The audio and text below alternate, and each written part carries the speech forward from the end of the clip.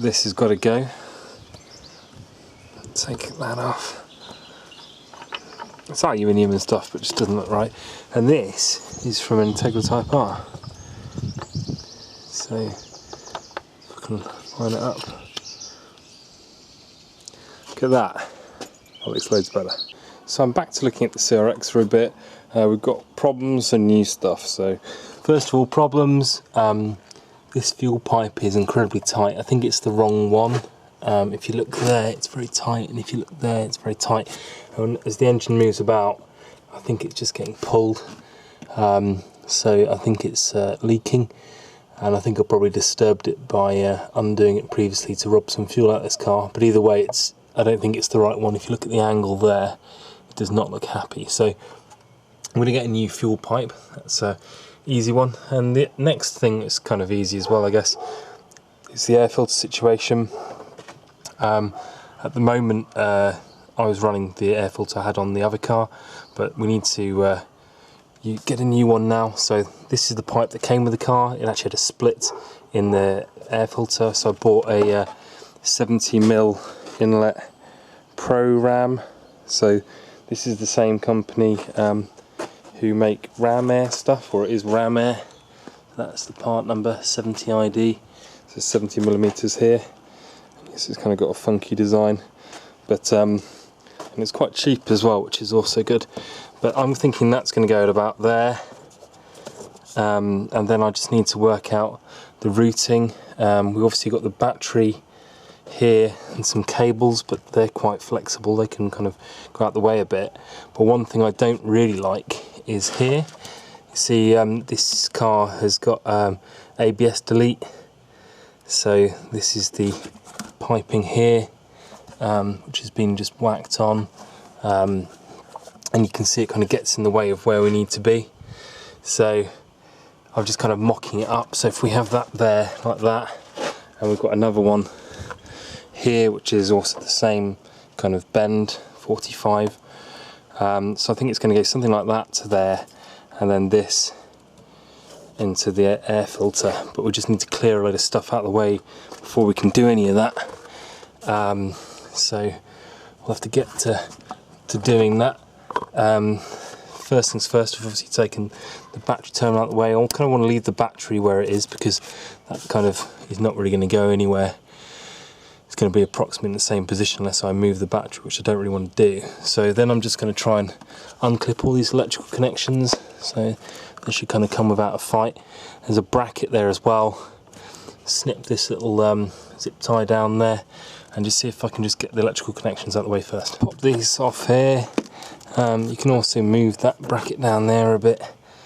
I think I'm just going to disconnect everything out of the way, and then see what we can do.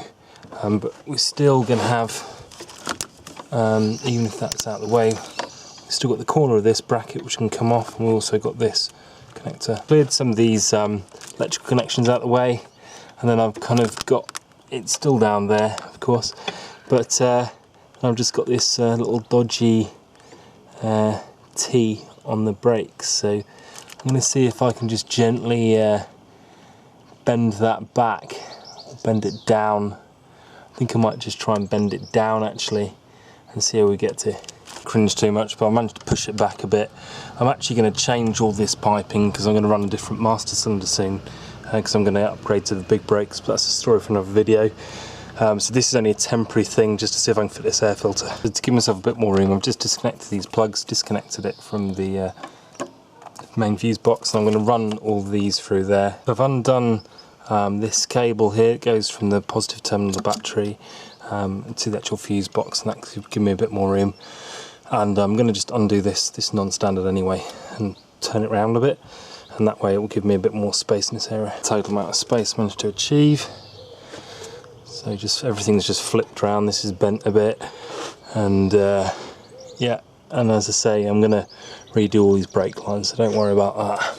I'm not going to do it like that anyway. And then this is what I've got. I've pretty much got a straight pipe there, which is important because the metal union between those two is going to be there. And then this goes to about here.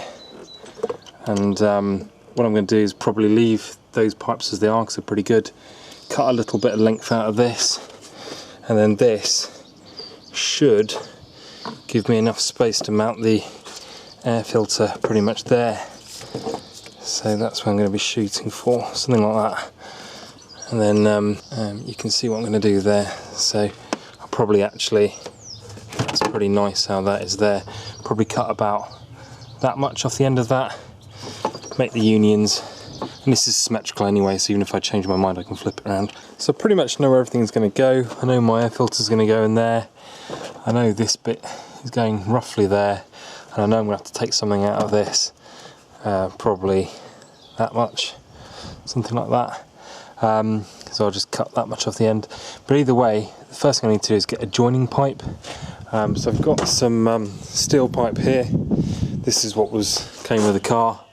And I've just got it in my chop saw here, and I'm just going to kind of trim off the end because it's a bit of a rough job that was being done before. So let's just chop that off. This chop saw is not messing about. That's a little pie cut taken off the edge.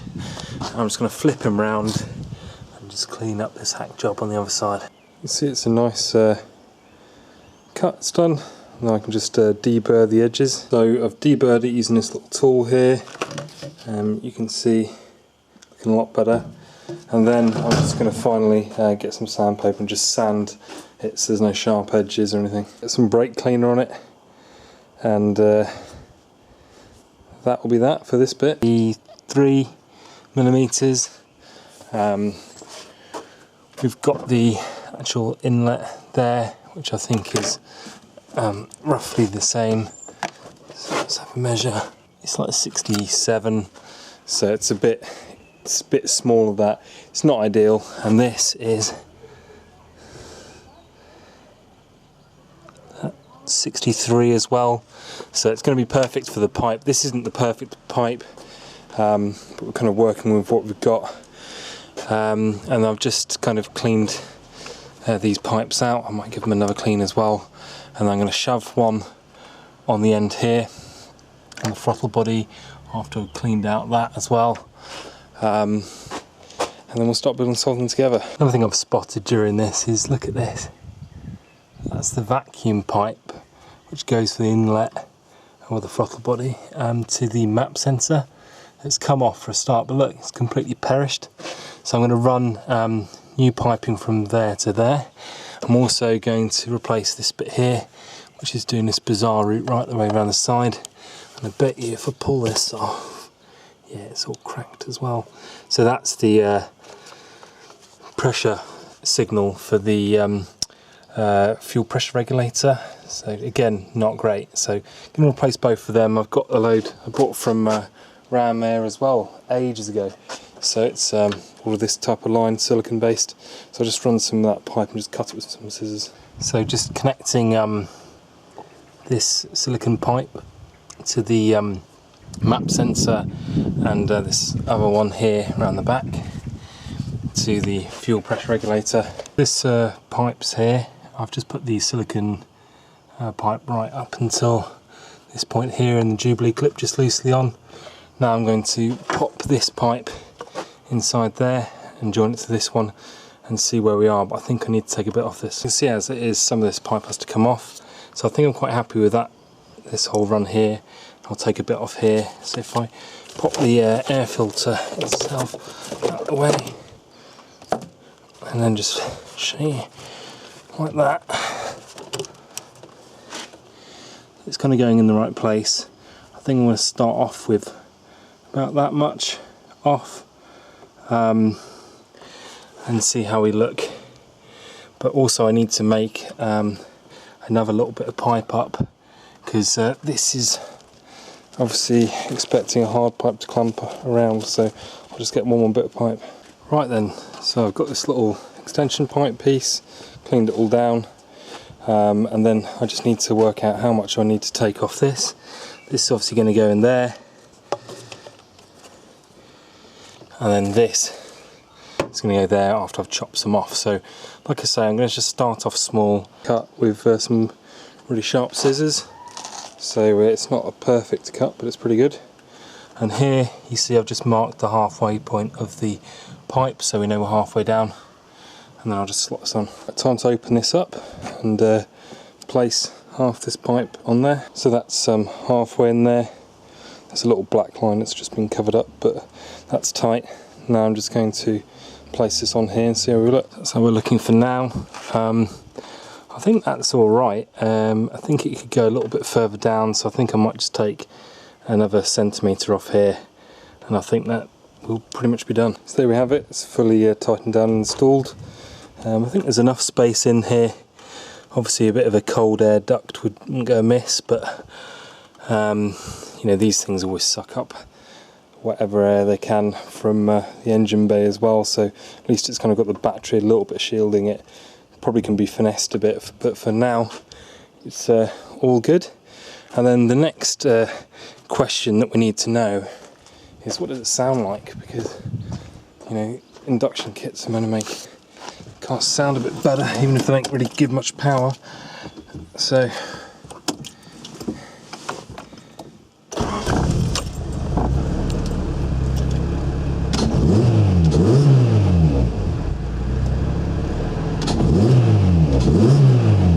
sounds alright. One more thing I forgot to mention is, does the bonnet close? So I know I've